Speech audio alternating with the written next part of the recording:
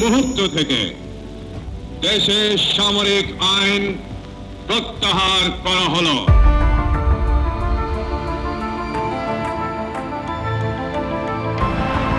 আপনারাই সরকার হয়ে গেছেন, আপনাদেরকে দায়িত্ব নিতে হবে।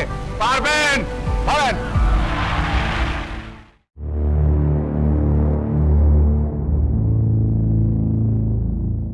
1981 সালের 30 মে চট্টগ্রামে ব্যর্থ সেনা অভ্যুত্থানে বিপদগামী কিছু সেনার হাতে নিহত হন রাষ্ট্রপতি জিয়াউর রহমান। এ ঘটনায় স্তব্ধ হয়ে যায় গোটা দেশ। হঠাৎ উলটপালট হয়ে যায় জিয়া পরিবারের পৃথিবী। মাত্র 36 বছর বয়সে স্বামীহারা হন বেগম খালেদা জিয়া। ফার্স্ট লেডি হলেও বিলাসিতার জীবন ছিল না তার। সাধারণ পরিবারের মতোই স্ত্রী সন্তানদের ভরণ পোষণ করতেন জিয়াউর রহমান। আমাকে সে 2000 টাকা দিত, ওর মধ্যেই আমার সংসার চালাতে হতো। আমার ছেলেদেরও কোনো সময় কোনো রকম বেশি কাপড় চোপড় সে পছন্দ করতো না। যে দেশের লোকের অবস্থা যতদিন পরিবর্তন করে ততদিন আমিও নিজে অত বিলাসিতা পছন্দ করি না। আমরা সবসময় রেশনের চালই খাই। স্বামী রাষ্ট্রপতি জিয়াউর রহমান নিহত। দুই ছেলে তারেক রহমান ও আরাফাত রহমান কোকো বয়সে কিশোর। এমন পরিস্থিতিতে কি করবেন গৃহবধূ খালেদা জিয়া?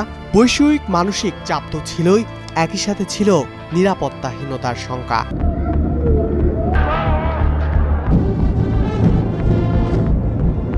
ঘরে যখন এমন সংকট, তখন পর্দার আড়ালে রাষ্ট্র ক্ষমতা নিয়ে চলছে আরেক খেলা।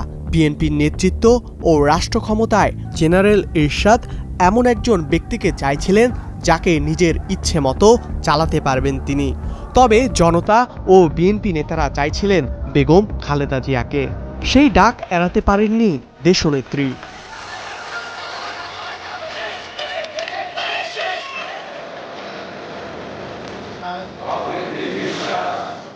দল আর রাষ্ট্র ক্ষমতায় ব্যস্ত সময় কাটালেও উপেক্ষিত ছিল না দুই সন্তান।